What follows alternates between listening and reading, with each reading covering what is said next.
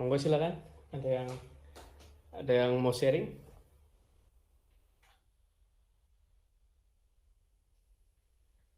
Kesaksian boleh. Atau kira-kira mau curhat juga? Nggak apa-apa. Dan mungkin ada satu permasalahan yang mungkin secara pribadi belum selesai. Nah, Boleh monggo bro, silakan. gua bro. Wah, silakan Ko Peter. Pilar sharing ini. Di sini kita bisa belajar perbedaan dalam tanda kutip ya, nego antara Abraham dengan Bileam. Nah, kalau Bileam kan saya udah pernah sharing ya waktu di PD waktu itu ya. Jadi misalnya gua dikasih duit 1 juta buat gaplok si Albert gitu kan. Itu mah anak kecil juga ngerti ya hal itu teh tidak baik. Saya jadi keingetan dan saya lupa lupa nge-share di waktu PD kemarin itu. Gue pernah lihat sosial eksperimen anak-anak gitu, bocah-bocah laki-laki antara umur ya 8 sampai 10 tahun lah gitu, diwawancara udah diwawancara dikit terus didatangkan seorang anak perempuan ya mungkin umur 10-12 tahun lah, umuran segitu. Terus sama yang wawancara teh di ini dibilang ke anak laki-lakinya, coba kamu pukul anak perempuan itu, sorry bukan, coba kamu salaman sama anak perempuan, ya salaman. Coba kamu sayang-sayang anak perempuannya, terus disayang-sayang. Terus coba kamu peluk, terus dipeluk gitu. Akhirnya terakhir si pewawancaranya bilang, coba kamu pukul tuh anak perempuan. Tuh anak-anak laki-lakinya pada kaget semua kan, pada protes, pada nggak mau. Terus si pewawancaranya ini, sok saya kasih uang lah, tapi kamu pukul tuh anak perempuan itu. Tetap nggak mau gitu kan. Intinya anak kecil pun tahu gitu. Lah ini Bileam udah mah pinter, dipilih Tuhan, diangkat Tuhan segitu rupa, dengan tiba-tiba menjadi bodoh gitu. Tiba-tiba orang yang hal segitu aja dia nego ke Tuhan gitu. Hal sebodoh itu dia berani-beraninya berdebat, bukan berdebat, ya nego lah gitu, dalam tanda kutip nego. Sebenarnya kan doa syafaat lah ya gitu, cuman ya ini dalam tanda kutip aja nego gitu. Nah, apa sih bedanya Abraham dengan Bileam? Nah, Bileam itu bersyafaat, nego sama Tuhan itu untuk kepentingan dia sendiri gitu. Karena dia kan diiming-imingin duit dan popularitas istilahnya kan gitu.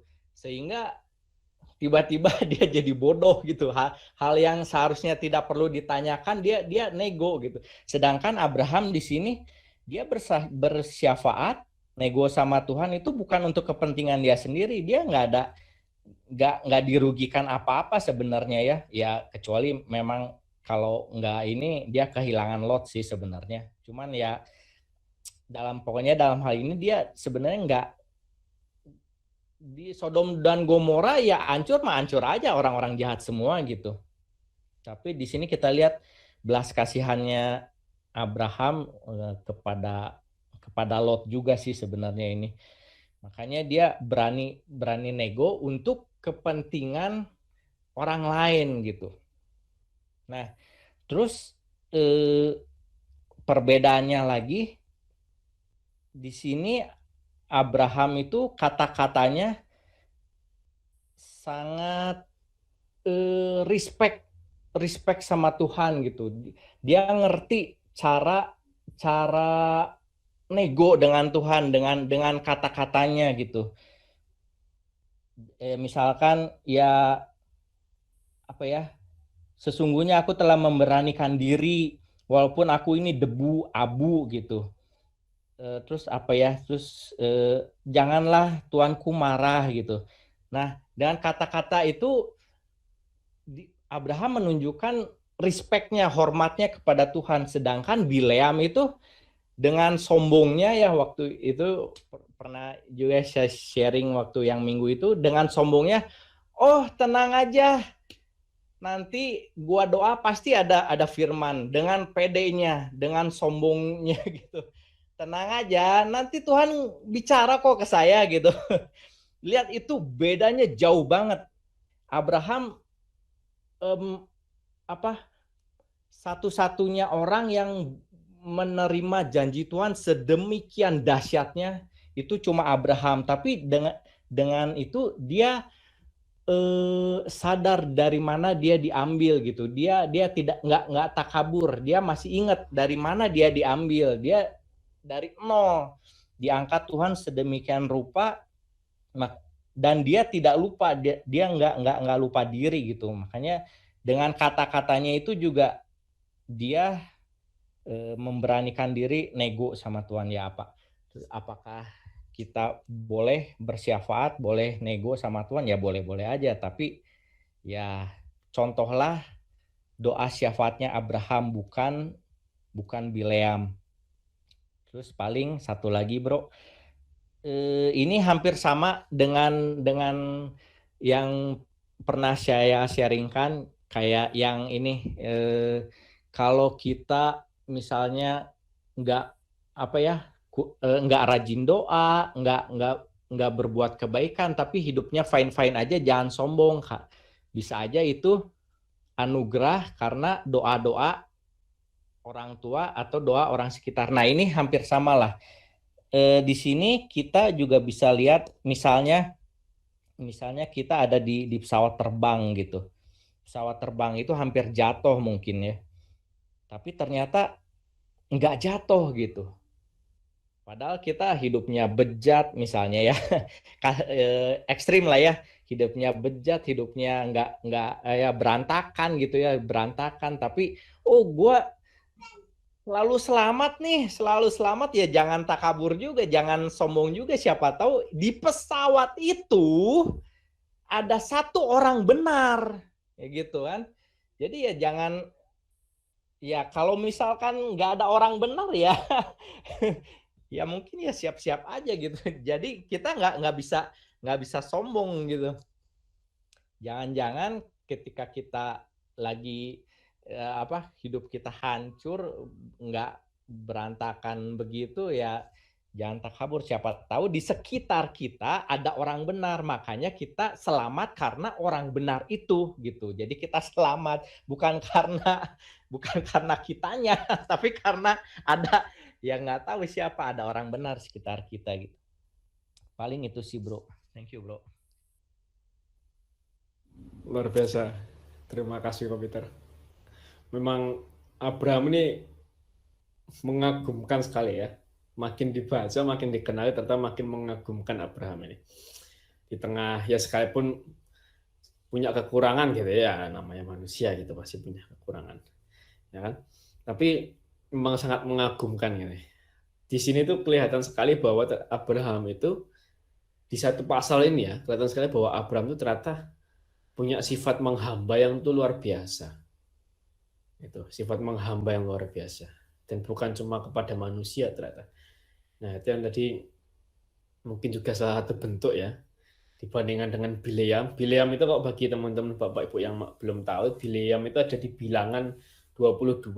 Nah itu ada Bileam bin Beor, itu nabinya orang Moab, Bileam bin Beor ya. Nah, dibandingkan dengan Bileam yang begitu sombong, nah padahal dia cuma sekedar nabi, tapi Abraham yang bisa dibilang sangat kaya raya itu punya sifat yang sangat menghamba. Wah, itu luar biasa.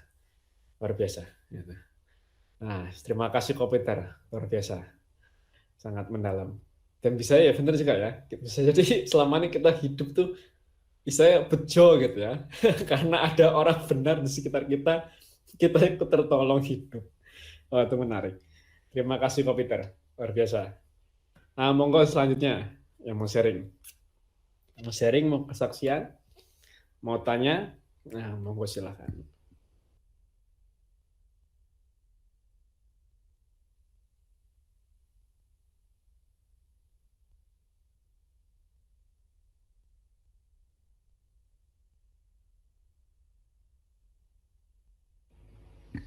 Ada?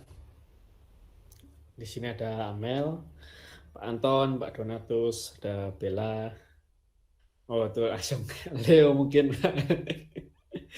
Ini pilar sharing juga nih.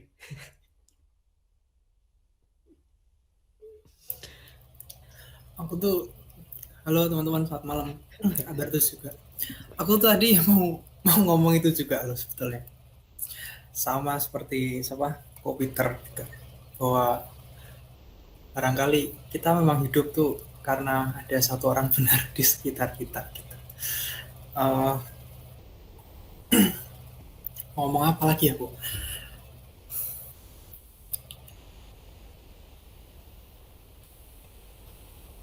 Itu juga yang akhirnya menyadarkan saya gitu ya secara pribadi, dalam arti ketika saya mencari kebenaran soal gereja, bagaimana gereja Katolik ini masih saja berdiri, bahkan kita tahu gitu ya, bahkan ya paling nggak Aberitus tahu gitu, dari tahun 1054 sampai abad pertengahan 1700-an gereja itu selalu bergejolak gitu ya, sangat bergejolak sekali sampai ada skisma dan akhirnya Protestan. Sangat bergejolak sekali, sangat berpolitik dengan negara Prancis dan Italia saat itu. Tapi ya itulah kemurahan Tuhan. Sampai saat ini tuh gereja kita masih berdiri kokoh, belum terpecah-pecah, terbagi-bagi menjadi denominasi-denominasi. Bahkan dulu yang gereja Ortodoks itu udah pisah-pisah gitu ya. Ada yang Syria, ada yang gereja Ortodoks Rusia, entah jadi Ritus Timur dan lain sebagainya. Nah, namun demikian apa sih yang tersisa dari barangkali dosa-dosa itu? Baru saja minggu lalu atau ya 2 hari lalu lah paling nggak, ada suatu kelas yang saya ikuti yaitu mengenai ensiklik Paus Fransiskus, yaitu mengenai Gaudete et Exsultate. Nah, saat ini tuh ada dua ajaran yang berpotensi menimbulkan pidana, yaitu gnostisisme dan pelagianisme something itulah. Nah, ini adalah gnostisisme itu mementingkan pengalaman tertentu atau serangkaian gagasan yang akhirnya memenjara orang pada pikiran atau perasaannya sendiri gitu loh. Jadi kita patut bersyukur ya bahwa sepanjang sejarah gereja jelas bahwa kesempurnaan seorang itu tidak hanya diukur dari seberapa pintar, seberapa berbelas kasihan gitu ya. Agustinus ataupun Thomas Aquinas atau siapapun pintar banget memang. Nah, tapi dia pun masih tidak sempurna gitu ya, karena pengukuran dari kesempurnaan bagi gereja adalah mengenai kedalaman cinta kasihnya. Nah, gnostisisme ini tidak memahami seperti ini karena dia tuh menilai orang berdasarkan kemampuannya memahami kedalaman ajaran tertentu, dan barangkali itu yang akhirnya membuat perpecahan suci tidak suci atau kamu pintar saya pintar kamu bodoh dan lain sebagainya, itu di gnostik itu. Nah, akhirnya akibatnya Allah itu jadi seolah-olah itu dimiliki oleh sekelompok orang yang paham berteolog dan berfilosof gitu ya. Nah, ini suatu ideologi yang paling buruk karena dia itu terlalu mengagungkan pengetahuan atau pengalamannya tertentu sehingga visinya sendiri tentang yang kita anggap sebagai sebuah realitas itu sempurna. Contoh lebih konkret itu gini. Nah, ini fenomena gitu ya. Dulu pun saya pernah ditanya, Leo, kalau kamu milih ya, lebih baik kamu punya semua pertanyaan di dunia atau semua jawaban di dunia gitu ya. Nah, itu kan mau jawab apapun itu ciri kesombongan gitu ya. Mau semua pertanyaan di dunia ya pasti ada yang kelewat. Apalagi punya jawaban atas setiap pertanyaan gitu kan, tambah lagi. Nah, tapi inilah titik baliknya gitu ya. Ketika seorang punya jawaban atas setiap pertanyaan, itu pertanda bahwa mereka tidak berada pada langkah yang benar. Dan barangkali kita pun juga demikian. Ketika kita ditanya, bisa nggak sih? Pernah nggak sih kita merefleksikan pertanyaan itu dengan lebih dalam, artinya direfleksikan dalam kehidupan sehari-hari gitu ya. Kalau ada orang curhat, apakah kita langsung memberikan nilai-nilai dan judgement gitu kan? Ketika kita punya seluruh jawaban, itulah titik balik dari kelemahan kita. Dan barangkali itu yang membuat bangsa ini juga berantakan. Indonesia tidak kekurangan orang pintar, tapi kebanyakan orang sok tahu. Ya aku kira gitu aja dulu Kak Bertus. Thank you. Terima kasih Leo. Penutupnya luar biasa. Nyambung ya. Penutupnya ini masih merupakan diskusi terbuka ya. Tapi tidak untuk saat ini didiskusikan. Nah, waktu saya dengerin Kopiter sama Leo tadi ya, tiba-tiba saya ingat satu film. Judulnya Restless Heart. Nah, itu saya ketik di chat. Restless Heart. Restless Heart ini film tentang Santo Agustinus. Tentang Santo Agustinus, tentang Santa Monica. Ini film tentang itu. Walaupun memang sedikit agak dewasa sebenarnya, jadi jangan ditonton sama anak-anak sebaiknya. Nah, tapi film ini bagus, menggambarkan secara jelas tentang siapa Santo Agustinus, yaitu berdasarkan juga dari bukunya yang berjudul Pengakuan-Pengakuan itu ya. Dia mengakui semua dosa-dosanya, itu dituliskan semua dosa-dosanya sejak masa kecilnya sampai masa dewasanya di buku The Confession itu, buku Pengakuan-Pengakuan Santo Agustinus. Nah, yang menarik adalah figur Santa Monica, ibu dari Santo Agustinus. Dia di dalam keluarganya bisa dibilang saat dulu sebelum Santo Agustinus bertobat ya, satu-satunya orang benar itu di keluarganya hanya Santa Monica. Nih, seorang perempuan yang luar biasa ini. Ini satu-satunya yang orang benar. Satu-satunya orang percaya pada Yesus, satu-satunya orang yang mengandalkan Tuhan di dalam keluarganya hanya Santa Monica, hanya Ibu Monica ini. Bahkan ketika dan dia punya suami itu ya bukan orang baik gitu ya, maksudnya perselingkuhan, persinahan, percabulan, perjudian, kemabukan, waktu semua sudah dilakukan sama suaminya Santa Monica, sama bapaknya Santo Agustinus. Jadi ya anaknya kepahitan dengan hal itu kan. Nah tapi dan bahkan di masa akhir suaminya Santa Monica, ketika dia sakit berat, akhirnya dia mau dibaptis jadi Kristen, dibaptis jadi Katolik. Dan bahkan ketika Santo Agustinus tahu bapaknya dibaptis pun, dia masih sempat mengejek baptisan itu. Dan itu juga yang memedihkan hati Santa Monica. Tapi kemenangan pertama sudah dicapai sama Santa Monica, bahwa suaminya bertobat. Nah, tinggal anaknya. Gitu kan? Sampai memang di puncak karirnya Santo Agustinus, itu dia waktu dia berada di puncak karirnya, justru malah di puncak karirnya itu dia merasa kosong. Dan justru di sana dia menemukan Tuhan. Dan akhirnya dia meninggalkan semua karirnya yang luar biasa itu, gitu ya, dan dia memilih untuk hidup membiara dan menjadi seorang pastor dan uskup di Hippo, ya, mengakhiri hidupnya di kota Hippo di daerah Afrika.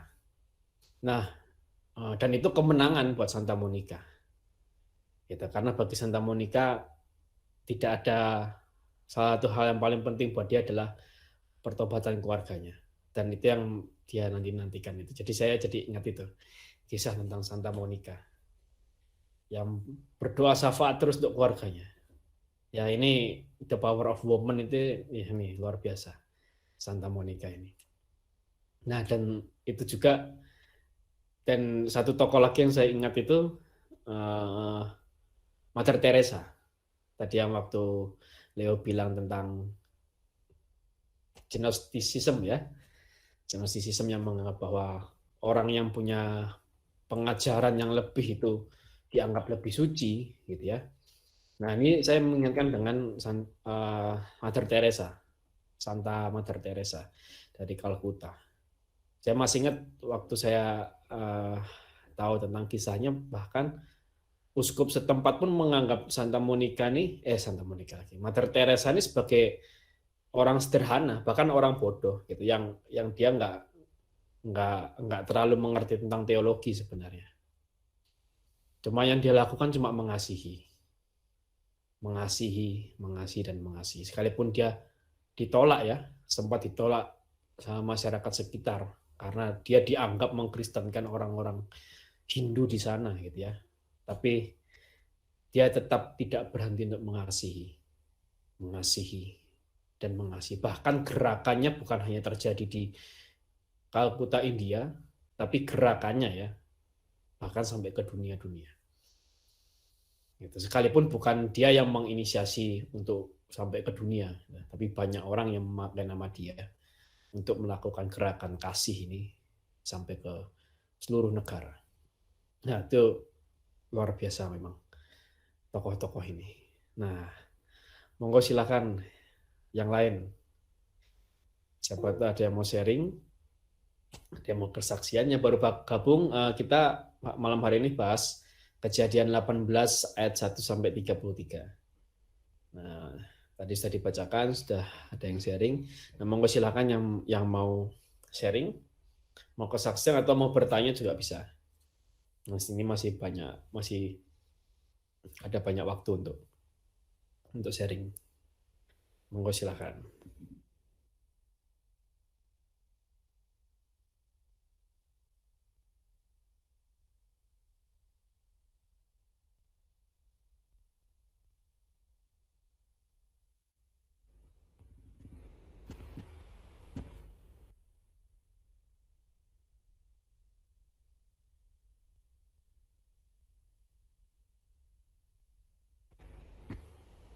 Ada? Mungkin Pak Anton, mungkin Pak Donatus, atau Jos, atau Mas Tito, atau Tien, atau Kak Nita. Nah, monggo silakan. Siapa yang mau sharing?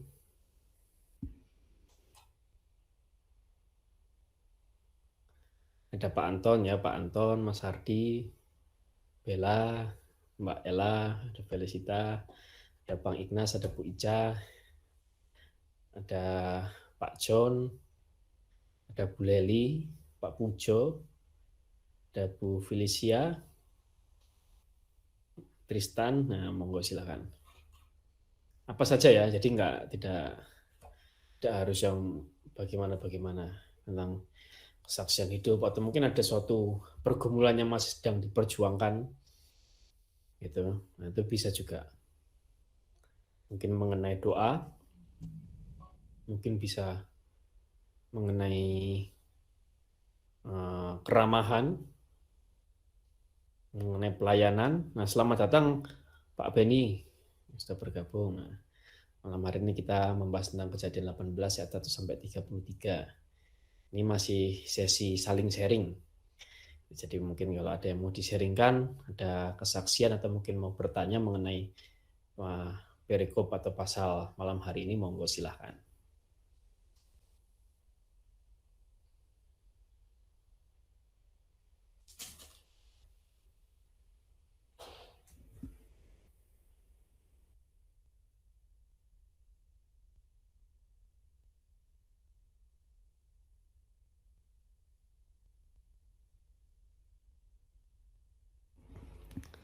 Ada? Oke, mungkin kalau belum ada atau masih merangkai kata-kata begitu mungkin ya. Nah, saya akan paparkan beberapa hal yang saya dapat. Saya nggak memaparkannya juga sebenarnya nggak banyak. Sekalipun sebenarnya dari pasal ini kita bisa bahas bisa banyak sekali. Kita bisa kasih kesaksian itu bisa banyak sekali dari pasal malam hari ini. Nah, tapi saya cuma bahas 3 hal aja. yang menurut saya fokus utama dari pasal malam hari ini ya.